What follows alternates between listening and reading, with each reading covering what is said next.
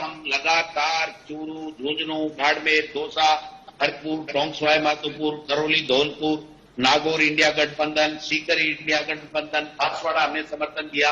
ये 11-12 सीटें तो हमारी 100% क्लियर हैं और 8 सीटें क्लोज कंटेस्ट की हैं, जिनमें भी हमारा जो है अपर एज है श्री गंगानगर, कोटा, अलवर, जयपुर ग्रामीण, जालोर, सिरोही, जोधपुर, बीकानेर, चित्तौड़।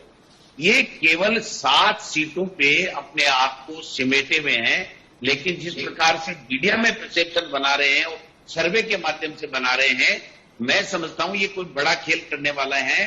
तो यहां तो हम मुस्तैदी के साथ में लगे हुए हैं, सबको पाबंद कर दिया है कि हम लोग एजेंट को समय पे भेजें, पूरी काउंटिंग कराएं और दिल्ली में चुनाव आयोग से मिलकर के आप कर लीजिए। ये केवल परसेप्शन का खेल कर रहे हैं। आप देखिए सर, तो विधानसभा के 4 महीने पहले चुनाव हुए, उसमें अगर हम 11 लोकसभा क्षेत्र हैं जिनमें हम बीजेपी से आगे हैं। आप देखिए अलवर, बाड़मेर, श्रीगंगानगर, बांसवाड़ा, झुंझुनू, जयपुर रूरल, करौली, धौलपुर, नागौर, टोंक सवाई माधोपुर, जालोर और भरतपुर।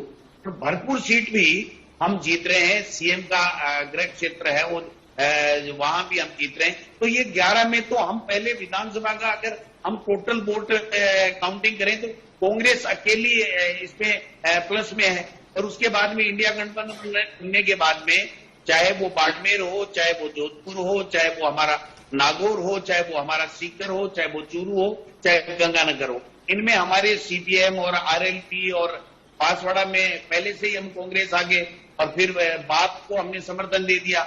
हमारा वोट ट्रांसफर हुआ है इंडिया गठबंधन के तमाम दोनों लोगों को और तीसरे बांसवाड़ा में हमने समर्थन दिया है। तो इस प्रकार से हम 12-13 सीटों पे से कम नहीं रुकने वाले हैं, लेकिन ये बता रहे 3-4 ज्यादा से ज्यादा ये 5 तक पहुंच जाए। मैं इनको कहना चाहता हूं, चैलेंज देना चाहता हूं, ये जो मीडिया जो जिस प्रकार का परसेप्शन सर्वे के माध्यम से बना रहा है कि किसी भी सूरत में हम भारतीय जनता पार्टी से 25 में से चाहे 1 सीट भी ज्यादा जीतते हैं, हम ज्यादा जीतेंगे। किसी सूरत कहीं भी हमें चिंता नहीं है। जिस प्रकार से कांग्रेस पार्टी और पार्टी आला कमान ने राहुल जी, खड़गे जी, प्रियंका जी और सबने चुनाव लड़ा है, जो कंप्लीट किया है, मैं समझता हूं कि हिंदुस्तान के इतिहास में ये चुनाव हमेशा हमेशा याद रखा जाएगा कि किस प्रकार जनता ने जनता के मुद्दों के ऊपर और इंडिया गठबंधन के लोगों ने चुनाव लड़ा है। इसलिए कहीं हमें तो कोई चिंता नहीं है सर। हमारे यहाँ तो बीजेपी के लोग मंत्री पहले से किरोड़ी लाल जी मीणा बहुत बड़े नेता है, तो कह रहे हैं मेरी सीटें तो आ रही है, मैं तो इस्तीफा दे रहा हूँ। राजेंद्र जी राठौड़ कह रहे हैं मेरी राजनीतिक संन्यास का समय आ गया, मैं चूरू हार रहा हूँ।